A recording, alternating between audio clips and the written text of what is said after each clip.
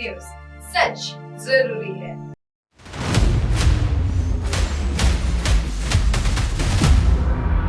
छत्तीसगढ़ के गोट बात। नमस्कार, आप देख रहे हैं MNS न्यूज और मैं प्रभा। चलते हैं छत्तीसगढ़ की कुछ खबरों की ओर। छत्तीसगढ़ के गोट बात में रायपुर में CJI पर जूता अटैक किया गया, जिसमें हाई कोर्ट एडवोकेट बोले कमाल की निशानेबाजी की गई। व्हाट्सएप पर लिखा Rakesh, MSc gold medallist CJI BA pass Bhupesh Baghel बोले पद से हटाए सरकार। सुप्रीम कोर्ट के Chief Justice of India BR Gavai पर वकील राकेश किशोर ने जूता फेंकने की कोशिश की थी। अब छत्तीसगढ़ हाई कोर्ट के एक सरकारी वकील ने राकेश किशोर के जूता फेंकने वाले कांड का समर्थन किया है। सतीश गुप्ता ने व्हाट्सएप पर लिखा कि वह एक ऐतिहासिक पल था जब जूता चीफ जस्टिस ऑफ इंडिया की ओर उड़ा। उन्होंने कहा कि राकेश किशोर ने 71 साल की उम्र में कमाल की निशानेबाजी की। इसके साथ ही उन्होंने राकेश किशोर की शैक्षणिक योग्यता की तुलना chief Justice of India BR Gavai से करते हुए कहा कि राकेश किशोर MSc गोल्ड मेडलिस्ट है, जबकि chief Justice of India BR Gavai तृतीय श्रेणी में BA पास है। पूर्व मुख्यमंत्री भूपेश बघेल ने इस पर प्रतिक्रिया देते हुए कहा कि सतीश गुप्ता एक सरकारी वकील हैं और वह चीफ जस्टिस ऑफ इंडिया पर जूता फेंकने की घटना पर खुशी जता रहे हैं। उन्होंने मांग की है कि अगर भाजपा इस मामले को लेकर गंभीर है तो कर्मचारी को निर्देश दे, सतीश गुप्ता को तत्काल उनके पद से हटाया जाए, अन्यथा यह माना जाएगा कि भाजपा भी घटना से खुश है। छत्तीसगढ़ हाई कोर्ट में सरकार की ओर से पक्ष रखने वाले सरकारी वकील सतीश गुप्ता ने वकीलों से जुड़े एक व्हाट्सएप ग्रुप में पोस्ट शेयर किया और इसमें एक 3 सेकंड का वीडियो भी है। साथ ही चीफ जस्टिस ऑफ इंडिया पर जूता फेंकने की सपोर्ट में लिखे कंटेंट के पक्ष में उतरते दिख रहे हैं। सतीश गुप्ता की पोस्ट पर स्क्रीनशॉट लेकर किसी वकील ने पूर्व CM भूपेश बघेल तक पहुंचा दिया है। इसके बाद स्क्रीनशॉट को पूर्व CM भूपेश बघेल ने सोशल मीडिया X पर पोस्ट कर सरकार को घेरा है। स्क्रीनशॉट तेजी से वायरल हो रहा है। पूर्व मुख्यमंत्री भूपेश बघेल ने X पर लिखा कि सरकारी वकील होकर न्यायाधीश पर हमला करते हैं, उसका समर्थन करना न केवल कानून का मजाक है बल्कि यह अनुसूचित जाति समाज का अपमान भी है। सिर्फ प्रधानमंत्री के अफसोस जताने से बात नहीं बनेगी। बघेल ने कहा कि मुख्यमंत्री विष्णु देसाई सहायक को तुरंत कार्रवाई करने की आदेश देनी चाहिए। अगर भाजपा इस वकील को पद पर बनाए रखती है तो क्या यह नहीं माना जाएगा कि वह इस मानसिकता को संरक्षण दे रहे हैं? मुख्य न्यायाधीश का अपमान करने वाले को उसका संरक्षण है। कांग्रेस की राष्ट्रीय नेता सुप्रिया श्रीनेत और रागिनी नायक ने भी भाजपा की चुप्पी पर सवाल उठाए हैं। सुप्रिया ने कहा है कि यह एक व्यक्ति पर हमला नहीं था, यह उसे व्यवस्था पर हमला है जो दलितों को न्याय दिलाने के लिए खड़ी की गई थी। भाजपा की चुप्पी डरावनी साबित हो रही है। BV श्रीनिवास ने इसे भारत के सामाजिक न्याय तंत्र के खिलाफ सुनियोजित हमला बताया है और मांग की है कि केंद्र सरकार इस पूरे मामले पर अपनी स्थिति स्पष्ट करे।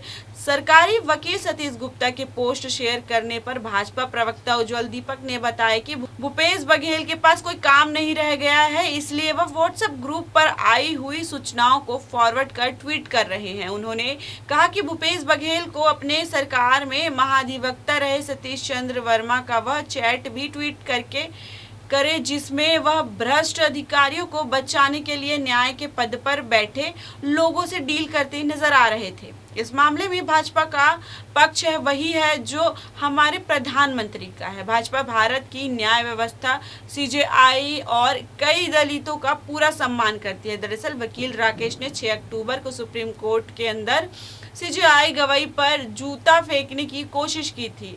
जूता सीधे जज तक नहीं गई, परंतु घटना के समय चीफ जस्टिस ऑफ इंडिया की बेंच एक मामले की सुनवाई कर रही थी। सुरक्षा कर्मियों ने वकील को पकड़कर बाहर किया। इस दौरान उसने नारे लगाए, सनातन का अपमान नहीं सहेंगे, हिंदुस्तान का अपमान नहीं सहेंगे। जूता फेंकने वाले वकील को पुलिस के हिरासत में लेने के बाद सुप्रीम कोर्ट कैंपस में 3 घंटे पूछताछ की गई थी। पुलिस ने कहा कि ऐसे अधिकारियों ने मामले में कोई शिकायत नहीं की है। उससे बातचीत के बाद वकील को छोड़ा गया। सुप्रीम कोर्ट बार एसोसिएशन ने उसी दिन आरोपी वकील का लाइसेंस रद्द कर दिया था। उसका रजिस्ट्रेशन 2011 का था। इसके बाद बार काउंसिलिंग ऑफ इंडिया ने भी आरोपी को तुरंत निलंबित कर दिया। अब मेंबरशिप तत्काल प्रभाव से खत्म कर दी गई थी। बार काउंसिलिंग ऑफ इंडिया के अध्यक्ष मनन कुमार मिश्रा ने यह आदेश जारी किया था कि उन्होंने कहा कि यह वकीलों के आचरण नियमों का उल्लंघन है। निलंबन के दौरान किशोर कहीं भी प्रैक्टिस नहीं कर सकेंगे। 15 दिनों में शो कॉज नोटिस भी जारी किया जाएगा। आरोपी वकील राकेश ने 7 अक्टूबर को मीडिया से बात की और कहा कि वे भगवान विष्णु पर चीफ जस्टिस ऑफ इंडिया की बयान से आहत थे, इसी कारण उन पर हमला करने की कोशिश की गई थी। वकील राकेश ने कहा कि उसके एक्शन पर यह मेरा रिएक्शन था। मैं नशे में नहीं था। जो भी हुआ मुझे उसका कोई अफसोस नहीं है, किसी का डर नहीं है।